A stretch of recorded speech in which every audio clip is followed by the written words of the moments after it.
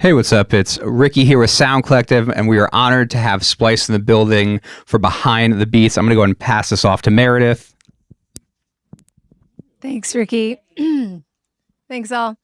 So I'm Meredith. I'm the Director of Business Development for the education arm at Splice. I'm very, very grateful for this collaboration between Sound Collective and Splice, and thankful to my colleagues for joining. They're going to share their insights for Behind the Beat, a little peek behind the curtain at what we do.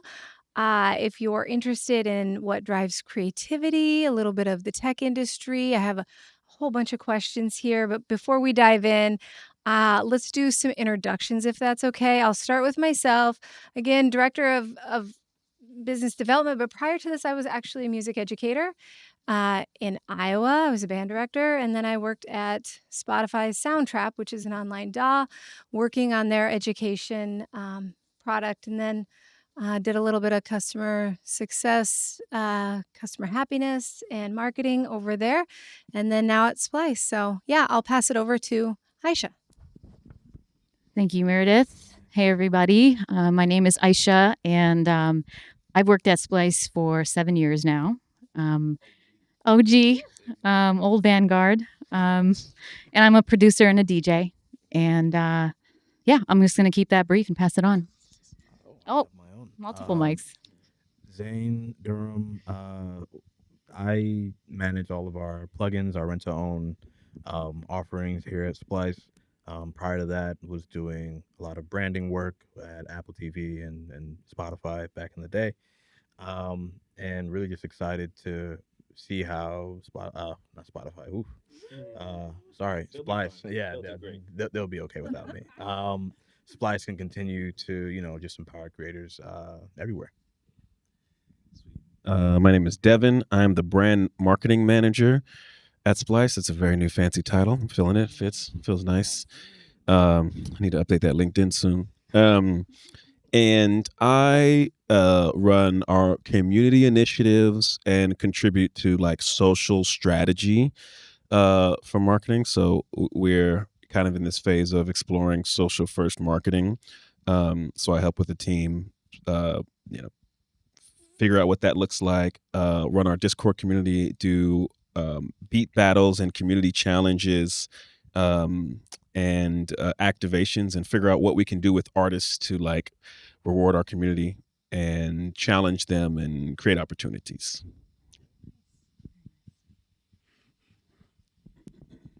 Amazing. And actually, just a quick plug, next week we're doing our first live beat battle here at Sound Collective. That's right, with Just Blaze. Whoop. That's crazy. Very exciting about that. Yeah, I would have done it better, but it'd been loud, so I had to keep it chill. But yeah, we're going to be in the building with Just Blaze next week. First in-person battle. Sound Collective is really essential to making that happen. It's not something I don't think we could have done on our own, just straight up. And so it's one of the most exciting partnerships for community activations for us. So yeah, that's gonna be dope. Yeah, cool. All right, so we're going to start by demystifying Splice a bit to kick off this conversation. We know it is a go-to for samples, plugins, creative tools all around, but what does the inside of Splice look like? So Devon, you're a creative yourself and now in the marketing in Splice. How does Splice speak to artists in a way that resonates?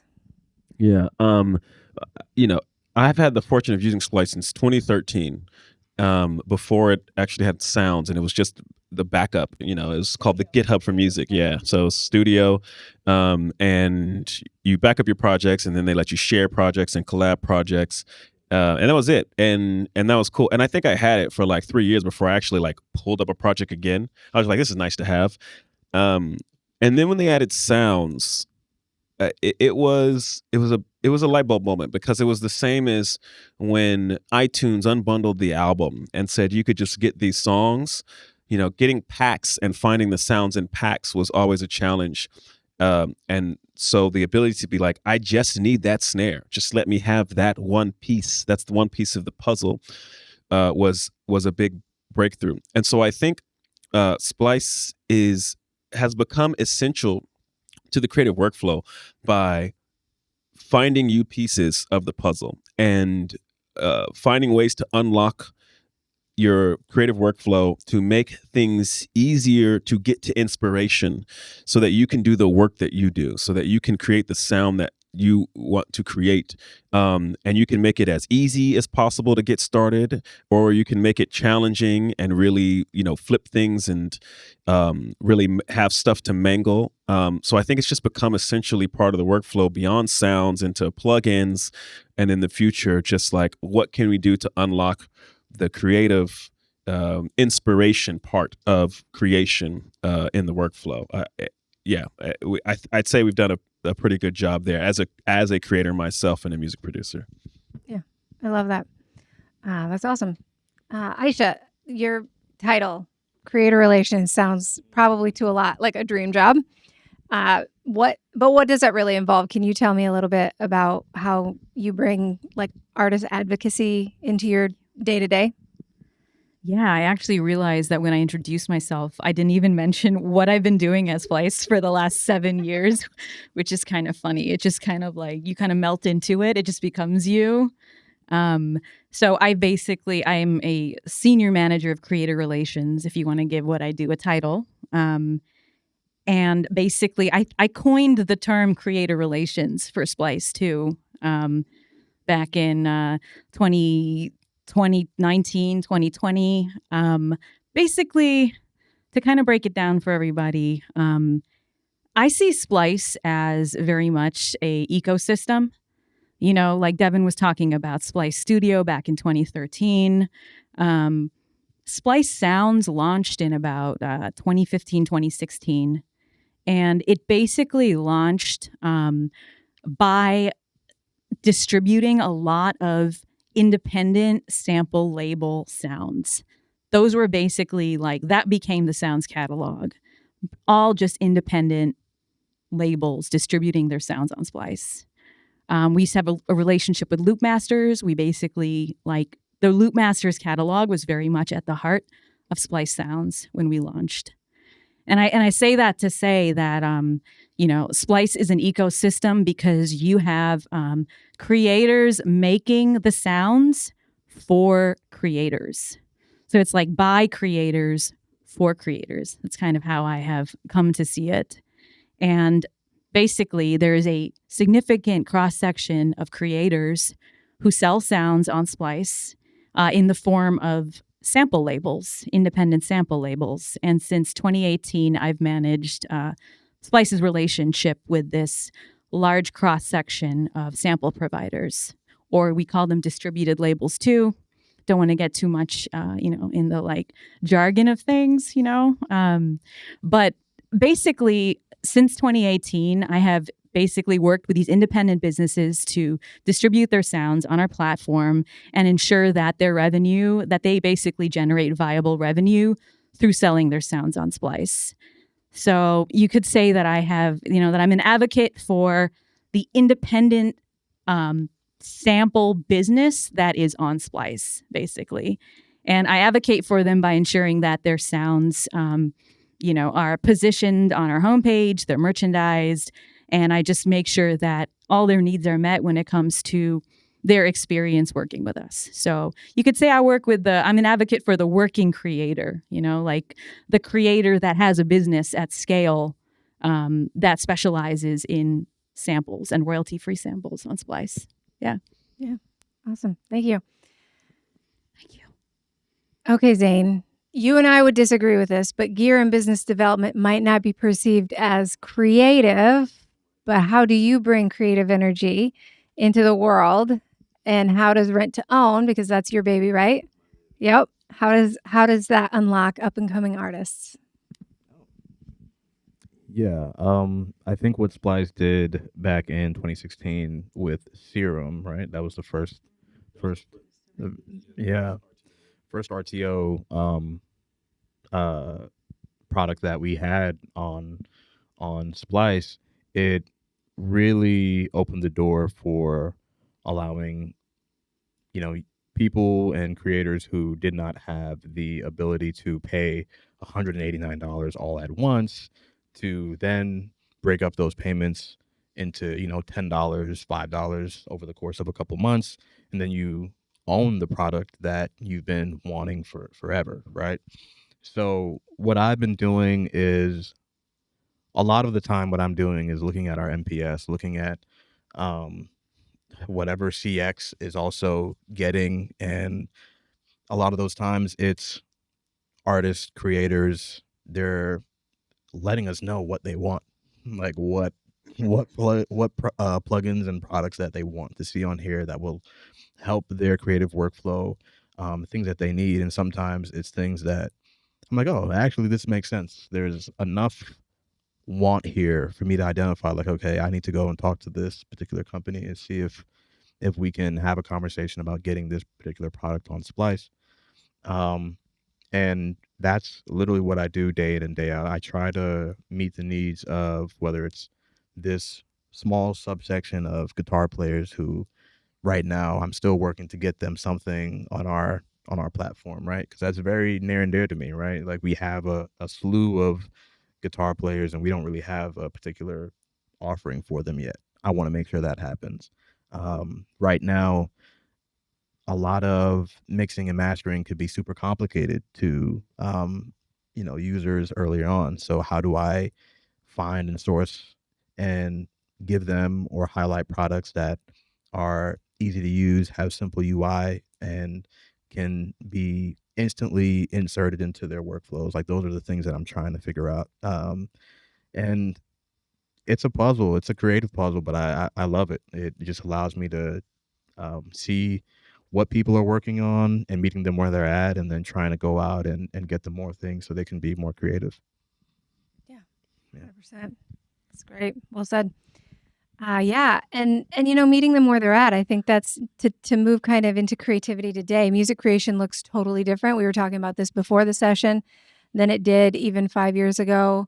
So let's talk about what's driving that right now.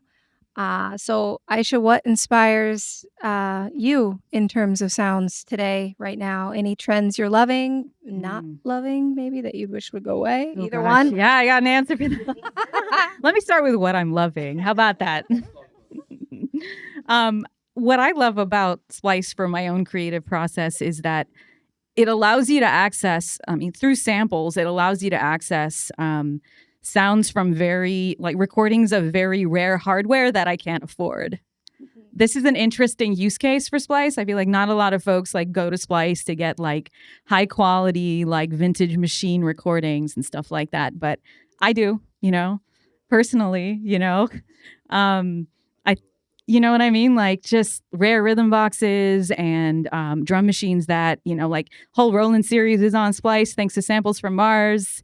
I just feel like, for me, being able to access that hardware sound without having to own all the hardware has been very fun for me to deepen my relationship on that side of my creative process with Splice. Samples from Mars is a Brooklyn-based label that has such a huge, incredible, gold standard studio that I'm so jealous of. And Devon's gonna go in there soon, and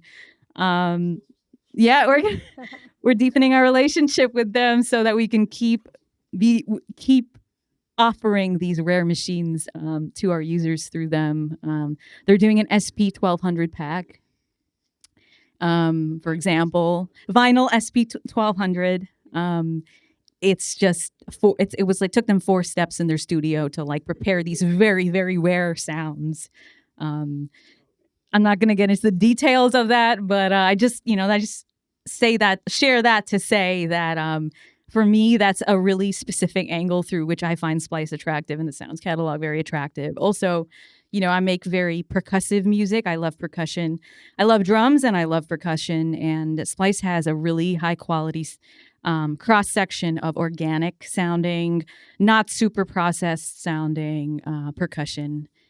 There's another label that I love called Rare Percussion. A very, very skilled percussionist who's been selling sounds on Splice since 2015, 2016, really built his brand by building his Splice audience. And yeah, it's really nice to know that you can find samples that really fit what very specifically what you're looking for. And for me, I like sounds that, even though they're processed, are not processed too much, so that you have a little bit more flexibility to shape them when working with them.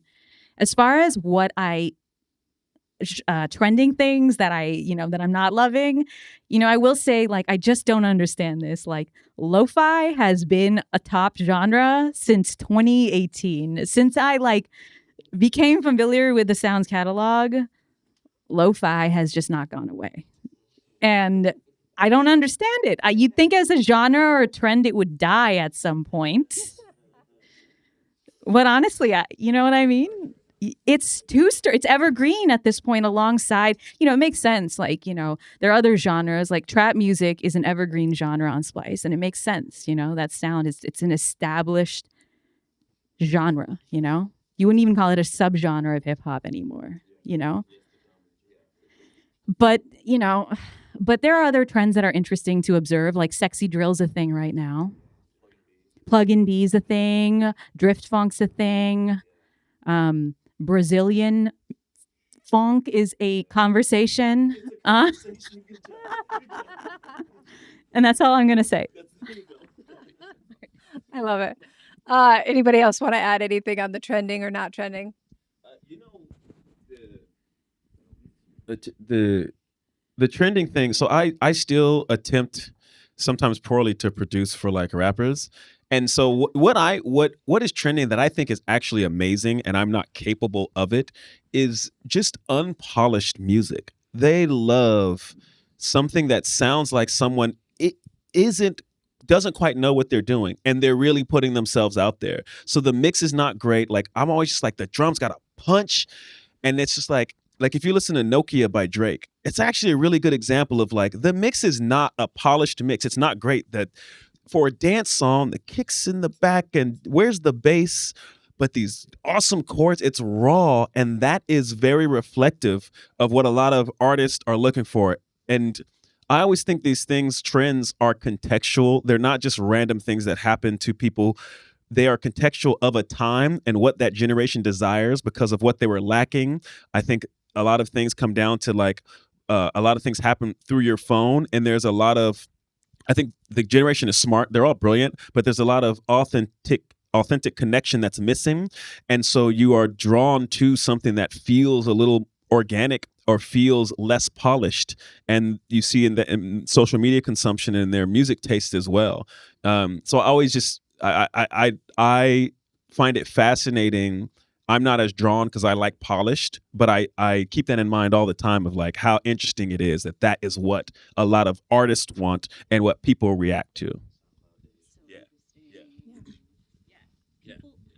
People used to see artifacts in music as a negative thing, and now I feel like people are referring to artifacts, sonic artifacts, as like little gems, like little candies in the listening experience. Fascinating. I will say that I have been pitched 3 lo-fi plugins in the past 2 weeks that do exactly that. Add artifacts. This is all connected. This is why lo-fi is not going away. People want the rawness. They want it, It really is. Oh, this is great. This is great. Okay, so now let's talk a little bit about balancing this. This one's for Devon again. How do you balance creativity and digital burnout in the content-heavy world of music marketing? And I think this was kind of you were talking a little bit about what you've been doing, like South by and all of that. I think I loved what you were talking about before our starting today, and speak a little bit about. Yeah, I will say that before, so I don't have a background in marketing at all. And I was sort of poached by marketing, which at first I was like, what's wrong with y'all? Like, I don't know what you're out of your mind. I literally don't know how this works. Yeah, what do you want me to do here? And how my boss explained it to me was, marketing is storytelling. And so I was like, okay, let's try this. So everything's very new. So I'm also learning social media. And the more I understand social media, the more it has ruined my brain.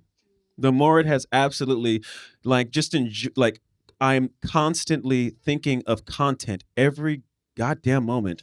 of the day, everything I do. I'm like at dinner at South by. We went to South by to showcase our mobile app, which has a great recording feature, and you can really make music anywhere with it. It's really great. And so I just was on the street, and I was like, "Can we make a song?" And of course, we were like, "How the hell are we going to do that?" And we pull out the mobile phone, and we put a stack together, and they make something, and they're excited. Everyone's excited. So I went out there for that, but I had my partner. A work partner there, and we're just like eating dinner, and she's so funny, and I just like pull out my camera, and I'm like, say that again, would you just do that one more time? Like, just I was like, this will be such great content. So the burnout, I think the burnout is like finding the balance is trying to not I wish there was a good verb for this, like contentinize everything, contentify everything, and really find a natural entry into relatable things on the in the music world. And so I find music wise, like I have no burnout when it comes to creating music. I have no burnout. I I've been making music forever. I'm very analog right now. I'm very like I got a wall of synths and a big modular rack, and so music now for me is very free and expressive. I just go, I turn knobs, I see what happens, and then I turn it off, and it's gone. And I don't have a big attachment about like I'm going to release something or and so so that part is good, but there's definitely a burnout of like of trying to find the balance of not burning out on telling the story of it and finding the right way. And right now we're we're experimenting with a social first marketing. And so recognizing that our channels are entertainment, like no one's coming on Instagram to be sold or TikTok to be sold. And so we're making just funny stuff that resonates with a music producer. And it's tough to balance your marketing brain of like wanting to get something across compared to the receiver who is just scrolling through Instagram and finding the right piece of content that also highlights a thing that they might want in the future or be aware of or might make them feel a certain way. It's really tricky. And so that has been a task in like finding the balance of like this very entertaining content that really gets to the core of how a music producer thinks, feels, or music creator and moves and what they're going to react to and getting to the root of it. Like, how would I actually react to this? What does this mean for me? Yeah, it's been pretty wild. Yeah, no, really well said, though. I think that's great. Yeah, and now Zane, on the rent to own side of things, you've talked a lot about quote unquote helping people do twice as much in half the time. Yeah. What does that look like in real creative work? I think with work that we do with EDU, work that we do across certain marketing initiatives, being able to give those who are starting out certain tools, give them like brief demos on how to use them quickly. I think the idea is, and I always say, twice as far in half the time. I've made a bunch of mistakes with certain things and certain plugins learning. I'm going to teach you all the mistakes that I've made so then you can start where I'm at now and then go make new mistakes. So then you can then go take those, learn from those, and then pass that on, right? And I think that's how it has to be within any type of creator or music knowledge that we kind of disseminate, right? And I'm always trying to figure out what are some of and just like you, I'm testing out plugins every single day.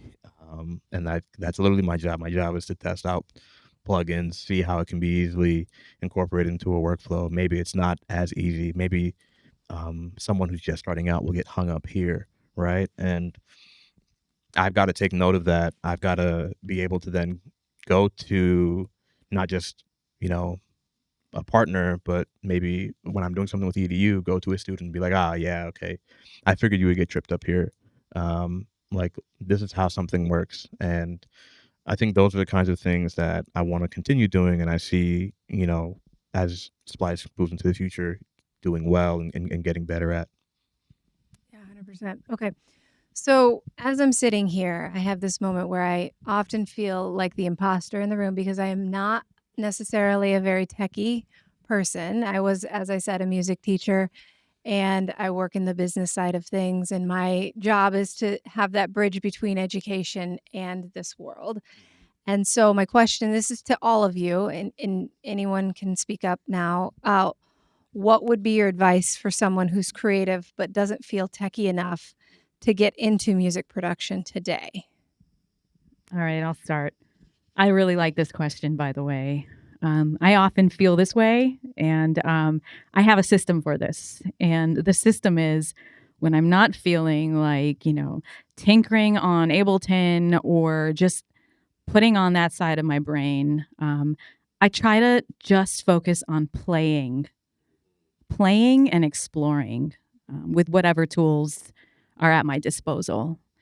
I feel like I like to call it just exploratory, non-directional creating that has no end goal, no project to finish, no deadline, no goal beyond just having fun. And you can do this with any tools that are at your disposal when it comes to making music. I mean, I feel like what I do is, I play around with something that's intriguing me at the moment. It might be a new VST. It might be a new hardware piece. It might be an instrument. And I play around with the tool, and I often just record the session. Just in case you stumble upon like a creative discovery that you can then use as a starting point to start a track, It's like the entry point is just play, and you're better off like creating something than nothing at all. And if you just let yourself have fun with it, I think that can be like fertile ground for creative discoveries that you can actually see through to the other side. Yeah. Similarly, I put on a timer of like 5 to 7 minutes, and I just like, look, whatever we're making, we're just like, yeah, that's what I'm doing, and I'll leave it there, and I'll just hit Command S, and I'm not looking at this again until tomorrow. And that's kind of just how like just not being hypercritical of whatever I just put down. Like I don't even listen to it. I just do well, I do listen to it. I'm not crazy now. It's still music. I do hit spacebar once, and I'll hit save. I'm like, oh man, it felt cathartic. It feels great to just like get some sounds and ideas out, and not have to do like you can really get into tinkering so quickly and start editing, and it's like, nah, I'm not going to do any of that. I'm just going to leave it there, and then maybe I'll go do something else. And sometimes I'll do 2 in one day of just like 5-minute like sessions of just getting things out. And for that, I think that's a good way to at least just get more comfortable with, those days where maybe you don't want to, have to look in the session view and and really, yeah, and like dive into all those different things. And, you get to a point when you've been producing for a long time that you just have you have your favorite kit, but then there's like 30 of your favorite kits, and there's 30 of your favorite plugins, and it can be a lot, right? You put yourself in like, damn, I like all these things. You put yourself in this position of like, I'm overloading myself with things that I like, and sometimes you just have to step away and just do something else. Yeah, I think that's really great advice. I'm going to take it to a very spicy place, and y'all may kick me out after this, because I'm going to imagine someone who's not technical, and maybe they haven't made music yet, maybe they just started. I'm going to say this is actually a great case for push button music creation. This is actually it's a great opportunity for you to use something, do the easiest thing that gives the most rewarding results. That may be going to an Udio and saying, make this type of thing, and seeing because what's going to happen. Do that, because sidebar, like the technology is never the problem. It's how it materializes in a system, right? In the system, how do they take advantage of the technology at the expense of people? That's the problem, not the technology, right? So if you want to get into music, you are never going to be satisfied doing push button music.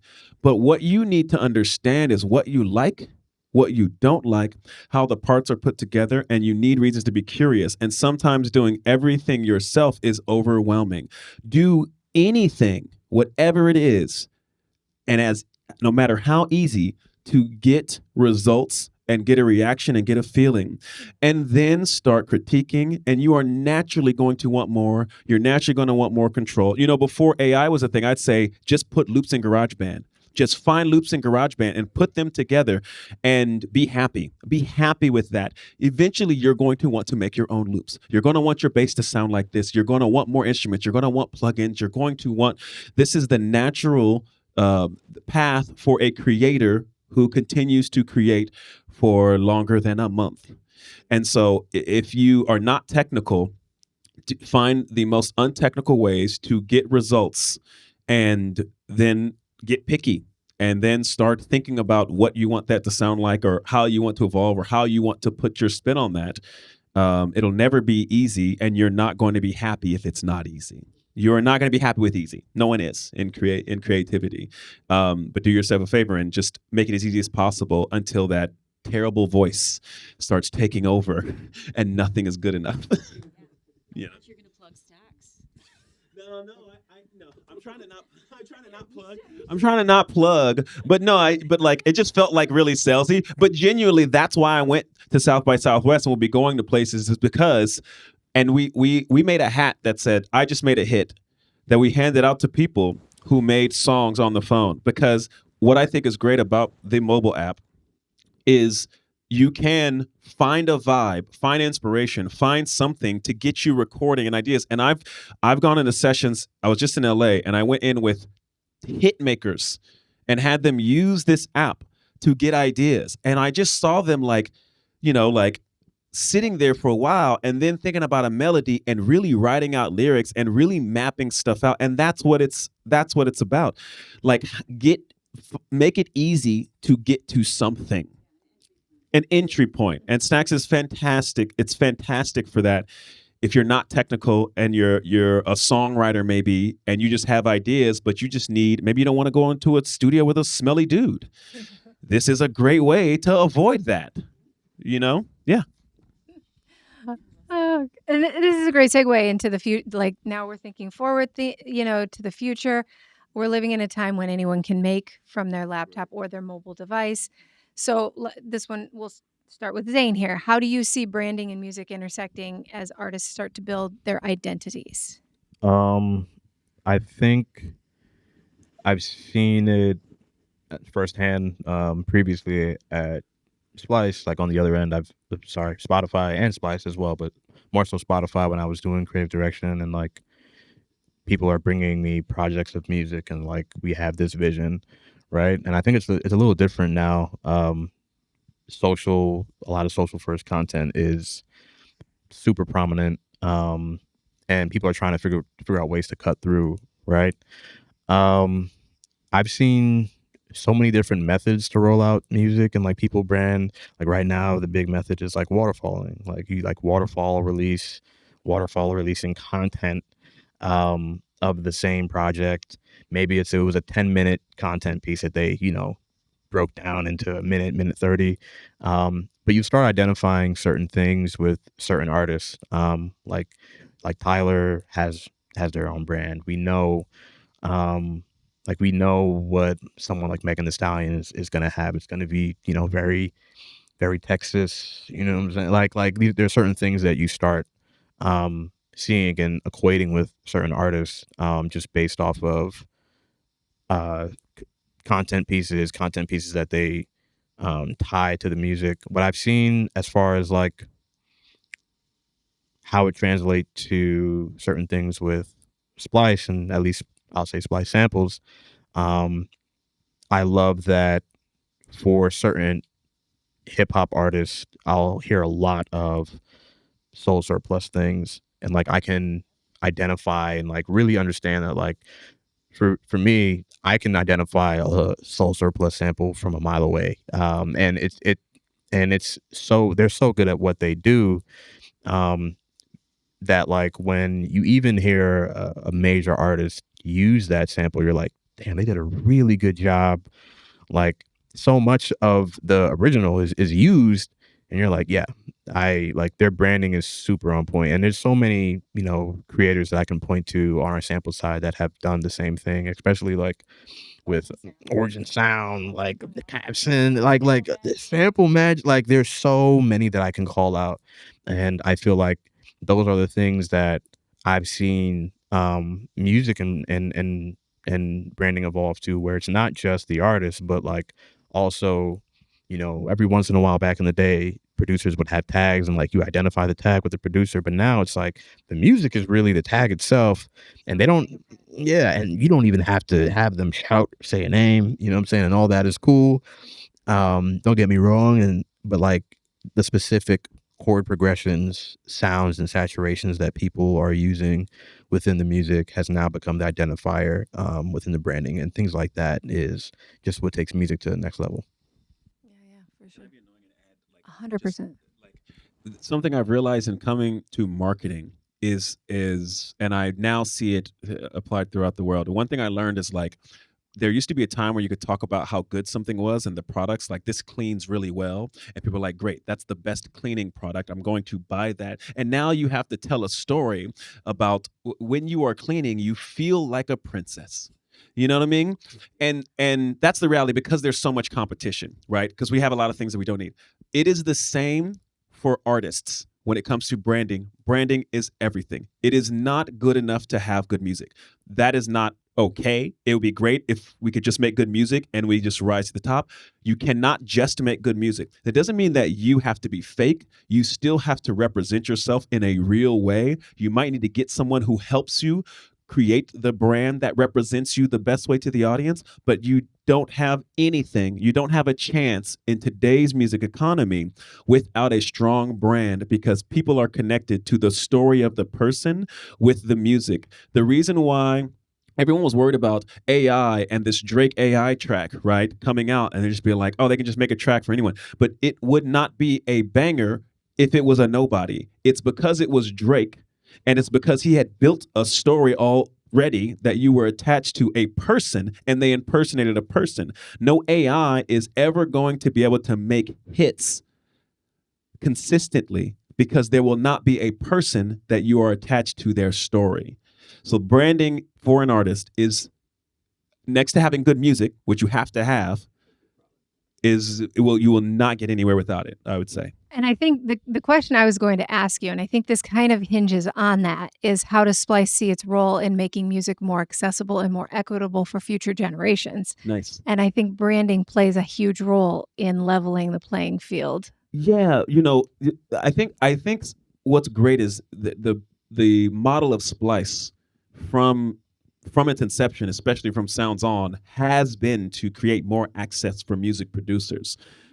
Because before there was hurdles in just sample packs, there was hurdles in copyright. The producers who were big, the biggest producers in hip hop and R&B would take apart a drum from a disco record and have it on their keyboard, and that's the drum they'd use for the next 30 tracks, right? And just hoping that no one would figure out that it was the drum from that. You don't get it. So it has always been, it's just inherently opening up the potential for someone to have access to the tools to make great sounding music. I don't ever have to worry about drums because I can get any drum shot I want in any style and any genre from Splice. I don't have to worry about plugins. Honestly, if I wasn't as picky as I am, Splice has every plugin I would need for creation, for mixing, for whatever.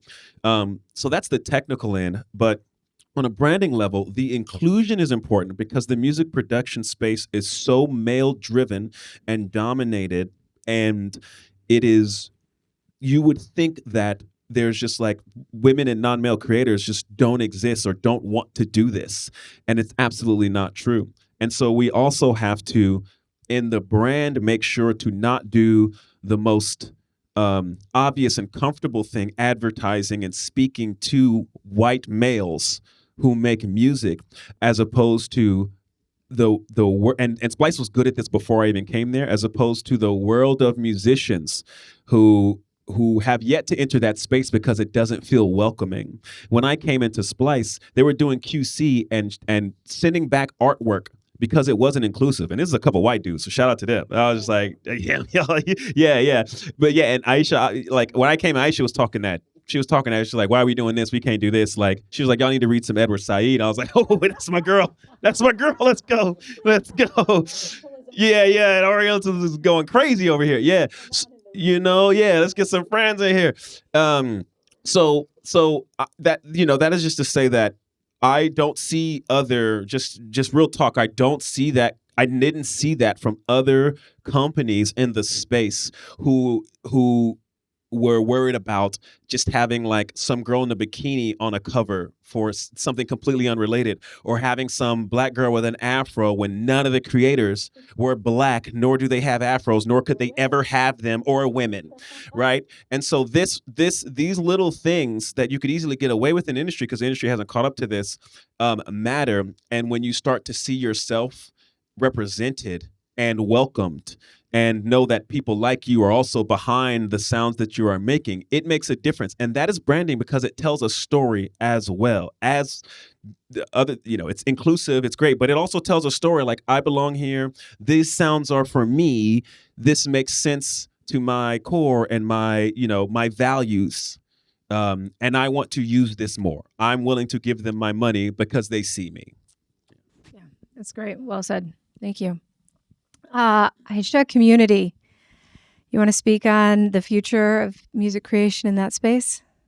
Yes, but I also want to invite both of you to participate in this conversation too, okay? Because, yeah, this is a community right here, us, all 6 of us, and 7. I can't even count right now. All right, there we go. Hey. Okay, who knows who's watching us through the camera? Where's the laugh track? All right. So the question was, again, where is community headed? Is that correct? Yeah. Yeah. The role The future of community in music creation. So I think, my initial response to that is that there is a community is kind of at the heart of music making in a way that is timeless. Music making is hard, and I believe that there has been no longevity to any kind of musical movement or even anybody's work as a creator in the absence of community, or at least the resources of community. You could say that with genres like hip hop, the relationship between beat makers, DJs, MCs, battles, ciphers, ways to connect and feedback, and so break dancers, just ways in which people support each other and uplift each other together. Like you see that across genres, honestly. You could even see that in hyperpop. Like we've got a very popular hyperpop label called Moment, and these guys are just, Umru's one of the guys who runs it, and him and, this other excellent musician named Cody. They have a community out here in New York City full of friends who are producers, and they all just love to make, like very playful electronic music that is falling into this with this hard hyper pop edge, you could say. It's kind of like that label is a success on Splice because that community already existed before it became a label. And you could say the same thing about record labels too. Like before a lot of record labels were formed, that community was already in place. At least anything that's had longevity and legs. And I guess I mean this to say that, there's in some way, I don't think community is really changing in that way, at the core of a musical movement or anything with longevity. There's a certain kind of kinship and resource sharing that is just timeless and human, and that will always exist. But what I do see as evolving or changing is the platforms through which community is organized. I feel like Devon can really speak a lot about Discord and how Splice is using Discord to create producer community. First of all, like I could never have imagined beat battles happening virtually.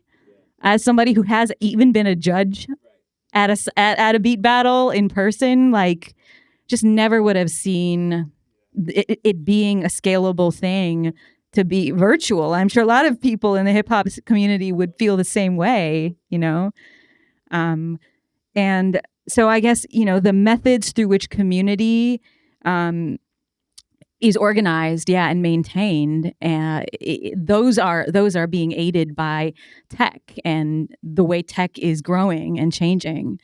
And, as a result, there are new ways to organize community, but there are also new communities that are probably likely to emerge as a result of tech changes, evolutions in tech.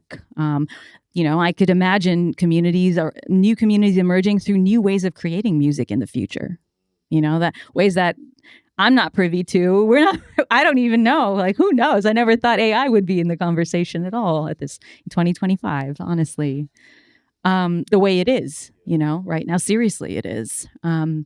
So I feel like, that there will be new communities emerging as technologies around music making grow and continue to emerge.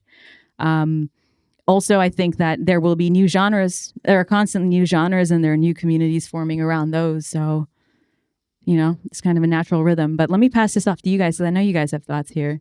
You said it right. That was You said a lot. Like, like Just trying to keep up with y'all. not at all. Like you said it. I think you've hit the nail on the head. Like, I think the ways in which we music and we do community within music has changed, but the communities are always still there. Like, we saw New York drill habits its moment, but that community was already there. We just, shine the spotlight on it, and then it literally just went. I feel like it went down to went. It was like Atlanta had its thing in like 2015, 2016. Again, community's already there, just shining a spotlight on it. It moves to New York, and the drill, movement that ends up happening. We shine a spotlight on it. The community's already there.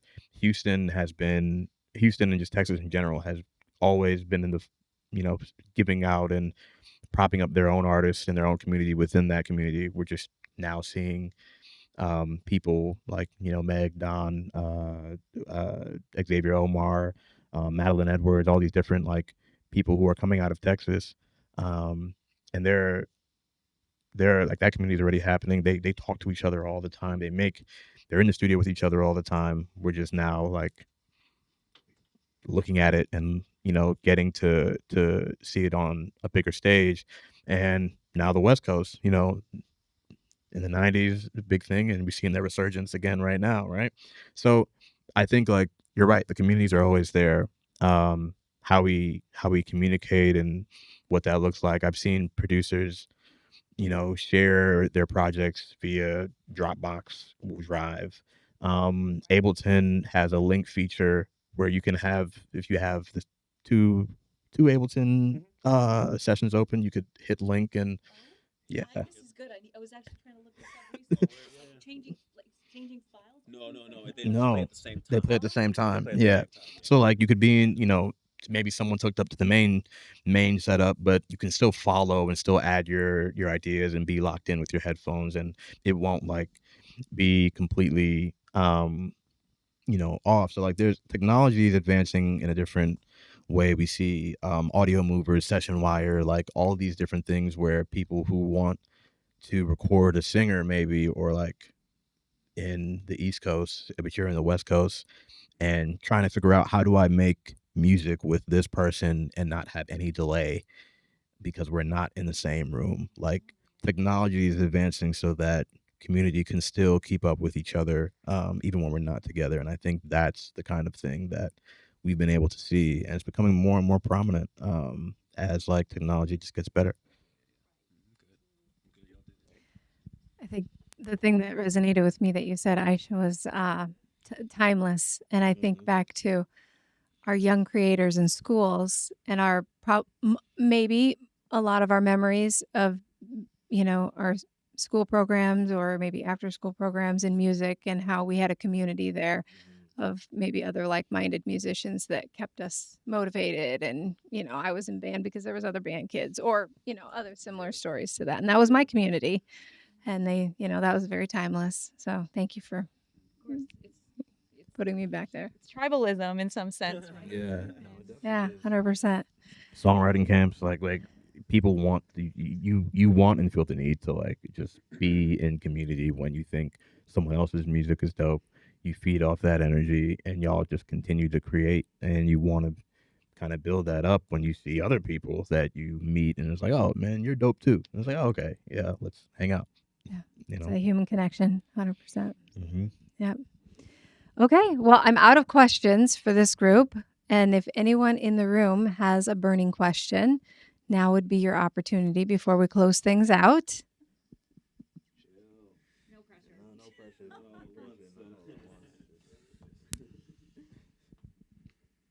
Thank you. Hey guys, I'm actually a part of the staff here at Sound Collective, so thank you guys again for coming out.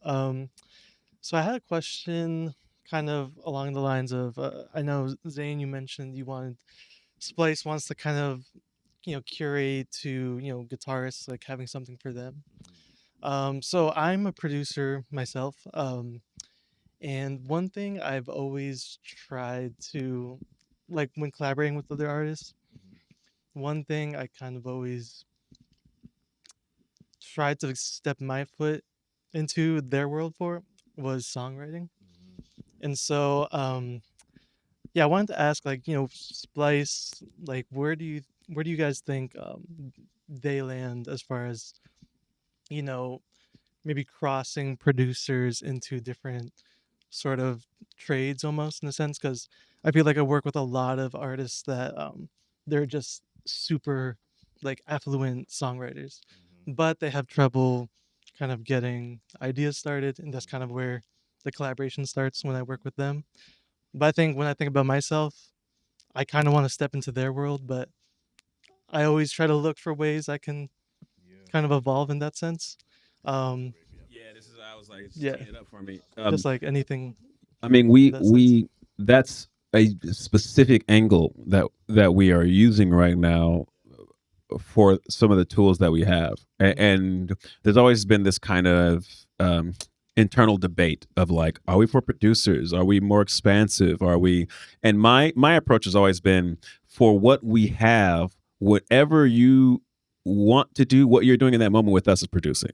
Right, you might be a songwriter, but what you're doing with us is you're producing something, and then maybe someone else will produce it fully, whatever.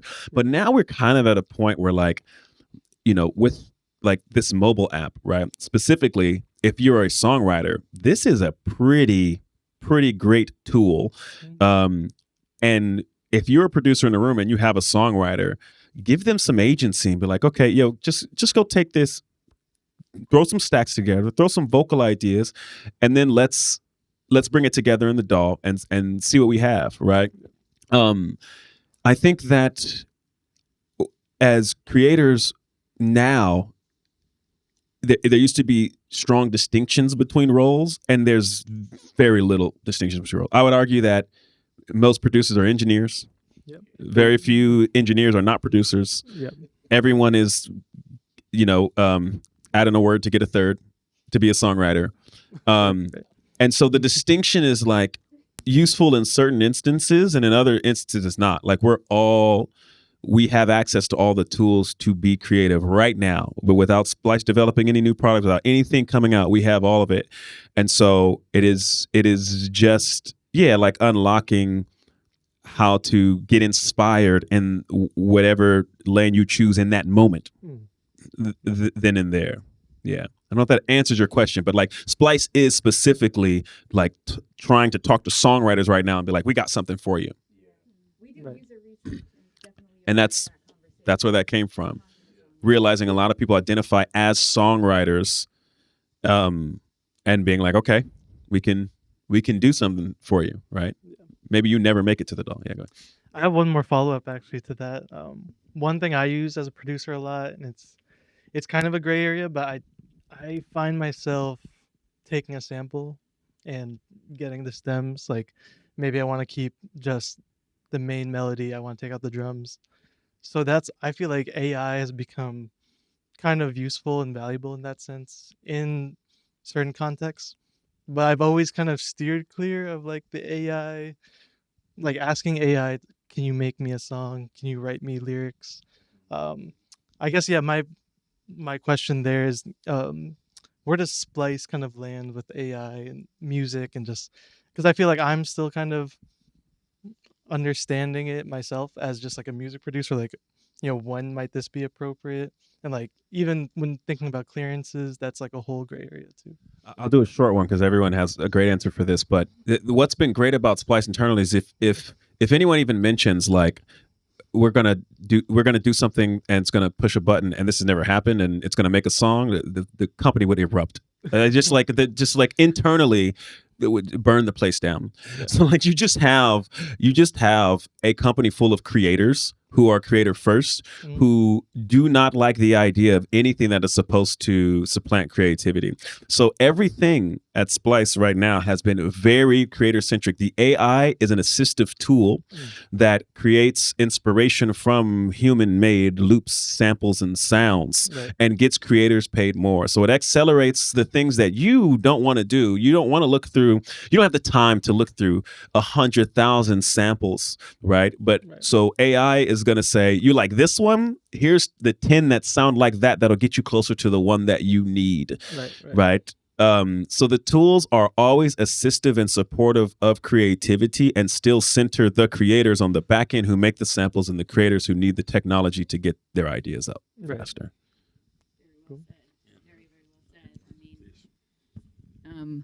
I will say that there's a lot of, I think what we're learning is to become very discerning about the different types of AI out there. Mhm. Mhm. I'm not going to give away too much. There's still some stuff that is pretty like internal to our conversations. Mm. But what I will say is that there are degrees to AI use. Right. You've got generative AI, which is sourcing material, synthesizing sounds Mhm. through AI. Right. And then you got machine learning. I think machine learning can be used to really ease pain points in discovery Mhm. and really improve people connecting with the humans who make the sounds. Right. Right. And I think that's here to stay, and you'll definitely be experiencing that and continuing to experience that very human, that really human core of the Splice product. Like I said, I do creator relations. It's very much about the humans who make the samples. Sure. Those are the businesses. Those are labels. They are people. So I think that's here to stay for a while for sure. And I think we've always been very much about trying to ease friction in the creative process. Mhm. As you know, there's a lot of resistance in the creative process, and I think that like even Splice Sounds before AI, that was an unlock for the creative process. It was easing the pain of trying to find sample packs, and having to browse through tons of samples and having to like get sample packs as a unit instead of being able to just grab one snare or one kick, Yep. So I think that's still very much at the core of our mission, which is very much to ease the points of friction in the creative process, and that will continue to grow and evolve as you see more machine learning developments. Yeah. Cool. Thank you guys. Yeah. Again. Yep.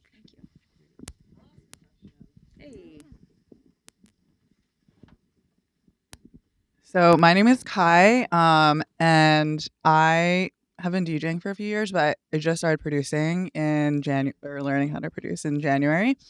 And there's a lot from this conversation that I get to take in from someone who hasn't necessarily like developed a brand as far as like producing goes. And in your early stages of producing, how did you figure out like your creative there's a lot of facets to it. It's like the creative process, straight up learning Ableton, and then the branding and like finding your community, like all of that. Like what was your experience early on, and any advice you would give to an early age producer?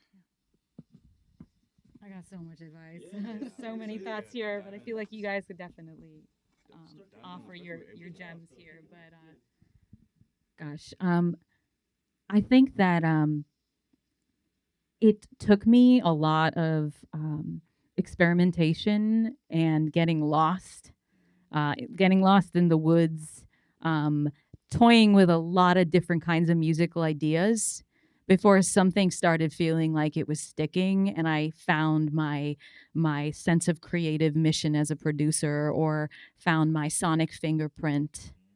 Like trial and error. Trial and Yeah. error, a lot of Makes sense. exploration. Definitely while I was engaging in that exploration. So for context, I started producing in 2013, but I really wasn't good until like 2019. I swear. I don't say that to discourage you, but what I mean to say is that everyone has their own speed at their learning curve when it comes to software like Ableton. Even now, I don't think I could ever be an Ableton certified trainer, even though I've been on Ableton since I switched from Logic to Ableton in 2015. And it took me a while to take off after that. Let me tell you, it took me at least 5 years to take off after What that. name do you release under? I just go by Ayesha. You can Okay. look me up. Yeah. Ayesha. I make a lot of club music. I like dance music. I'm a DJ too. And oh, thank you. You know what? There's some Splice samples in that track. Of course. Of course. Yes, they do. So I was just going to say that a big piece of advice that I would impart to you is that let yourself take the time that you need to really hone your voice, and don't beat up on yourself if you're hitting walls in that process. I feel like choosing to be a music producer was also choosing to, like, in some ways become more mentally ill. Honestly, I swear, it's like, you're literally like you're signing the contract. Why am I doing this to myself? I swear. But if you see it through, it'll feel so good. Yeah. When people tell you that you have a producer, like you have your own unique sound, when you tried making so many different styles of music under the sun, like because I was a DJ before a producer, a lot of my production was trying to make edits, tons and tons of edits. The last edit I made was a Outkast Rosa Parks edit in 2018. I remember I would post these edits to SoundCloud, not get the traction that I wanted, and then delete them. Like, it took me a lot of, I guess you could say, failing and failing to arrive at my own voice. And when I arrived at that voice, I didn't even know it.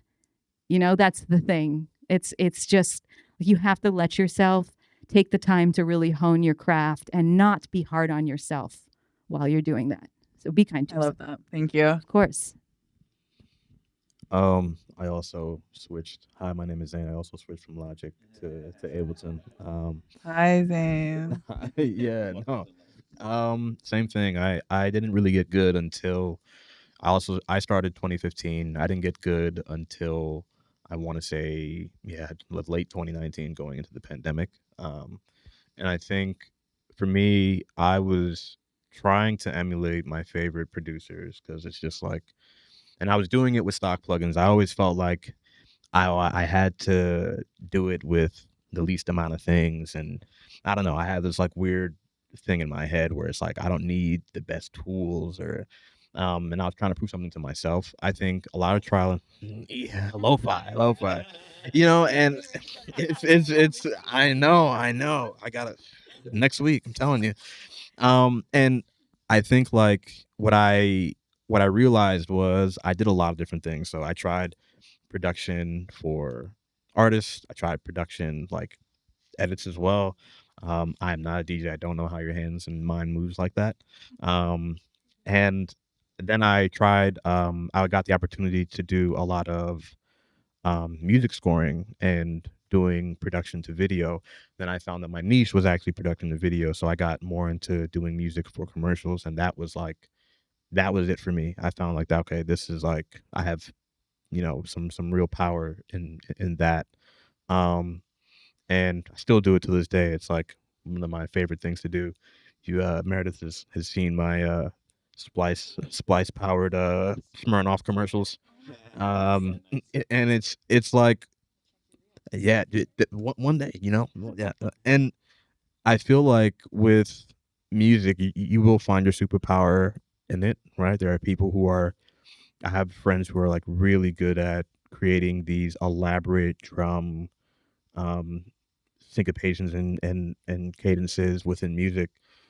People who are just really good at top line melodies. Like you'll find what your superpower is, because I think once you learn how to produce for yourself, and if you want to produce for others, I would say that like going into a session where you're not the main person leading and still figuring out how can I make an impact is also another step in like becoming a good producer, because that's something that you will, eventually, if you venture out in more collaboration, you will have to um at some point be that. You won't be the main driver, you won't be the one sitting in the, chair all the time.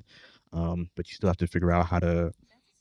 It's a superpower, yeah. And I think, yeah, like I'm not the guy to be here and like, be Quincy Jones RIB and like create this massive thing and gather up all these people. That's not me. I'm probably one of the people, and I know that. Like that's my superpower. Um like I don't feel any less than anyone else in the room because I'm not the one driving it, right? It's like I know that for a fact. I know that I can play keys in this certain way and add to this particular project. And that's how I'll make my impact within this particular moment and session of collaboration. So you just got to find your superpower, whatever that is, and lean in. Yeah, that's great. That's great stuff. It's interesting. Ever since I started producing, I was really good. I just like was never bad. I crushed it. Just started off, and then like Grammys just showed up. That's crazy. I've never been bad at producing. Um, um, um, I still have some of my first beats. Yeah, yeah. I just so my mind wants to break this down into a few subsections, and I'm going to try to not talk crazy for too long. But there's two things to this. One is because you mentioned brand, you mentioned like learning, and you mentioned sort of the brand, and these I think need to be. It is important, but need to be completely separated. Whereas there is creative, which is the priority. The creative is the priority, and what I think creative is learning the instruments and getting really nerdy. And it doesn't mean learning compressors, right? But learning the tools to remove the barriers to creation. So the learning Ableton, I've used every DAW. Live is my one, but I've used them all. I can tell you about every DAW. I confidently can like go into a DAW and make music, and that's because I'm just restless with it. But I remember Live didn't click at first, and then I saw a video of someone remaking Prodigy Smack My Bitch Up from scratch, and Jim Pavlov, it's a classic, and I was like, oh, I said I gotta commit to this, and I committed to learning in Live, and then I've never gone back. I use other stuff, but so I think just a very boring commitment to the tools and a handful of tools to do that. And I think also in the creative is remove the goal of finding a sound, of finding a signature sound or something, because the other part of this, I think, is there is a lot of illusions. What we see when we hear a song as someone fully arrived. By the time they've arrived on your Spotify playlist, right, or formerly on the radio, they've gone through a lot of processes, a lot of changes, and a lot of sounds. What people kind of chase a signature sound, but your sound is never static. Your sound is never like, and that's okay. What you are trying to figure out is a process that is rewarding and speaks to your vision at that moment. Your vision 5 years later is going to be completely different. What you're going to want to convey, where you're at in your life. How could you make the same music at 25 as at 35? How could you make the same music young and single in NYC and being like slightly older with 3 kids and thinking about the world, right? So you're not chasing a sound. You're refining your process, and you're trying to get to the reward, which is people's reaction, your reaction, how it moves people, getting creative. Yeah. Sometimes a creative, for me right now, I'm at a creative flow is the reward. Right now I'm at like, I'm plugging stuff in. This sounds great. And then I think the other aspect when we talk about brand is community. You do not have to do it by yourself. You have to, every scene, like she was talking about the hyperpop scene. Hyperpop is not a sound, it's a scene. It is a bunch of friends who were trying to make stuff for their friends to make them lose their shit. They were not trying to make records for everyone else. It's like, I'm going to play this for my homie, and they're going to be like, what the fuck is that? That's what, and then it created, right?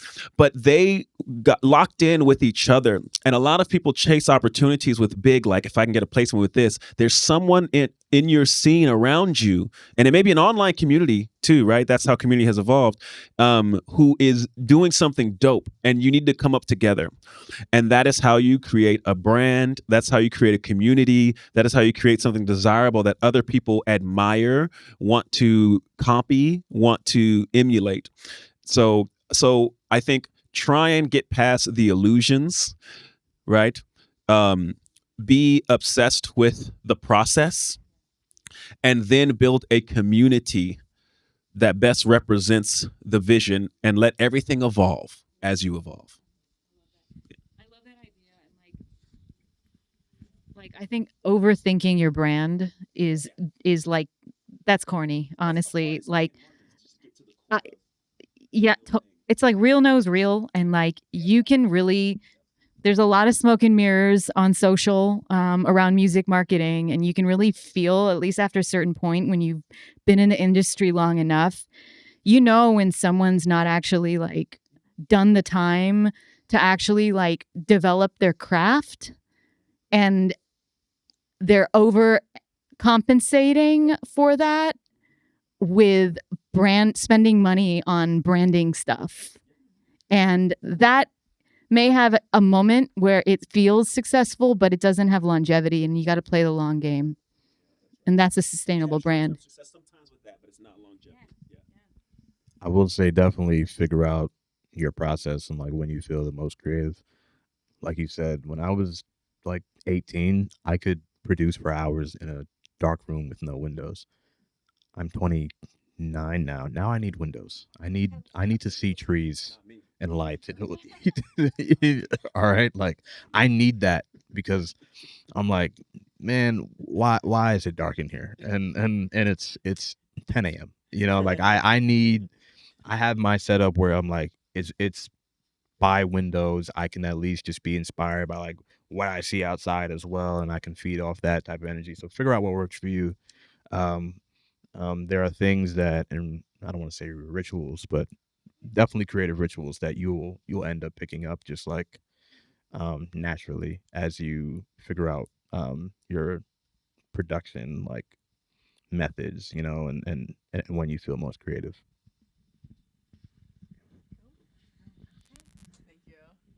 Thank you for that wonderful question. Thank you for that wonderful question. Really Thank you. Thank you, Sound Collective. Thank you guys for sharing all your wonderful thoughts, and thank the online audience that has stuck with us for this entirety. So good night. Good luck. Keep creating. Take care, y'all.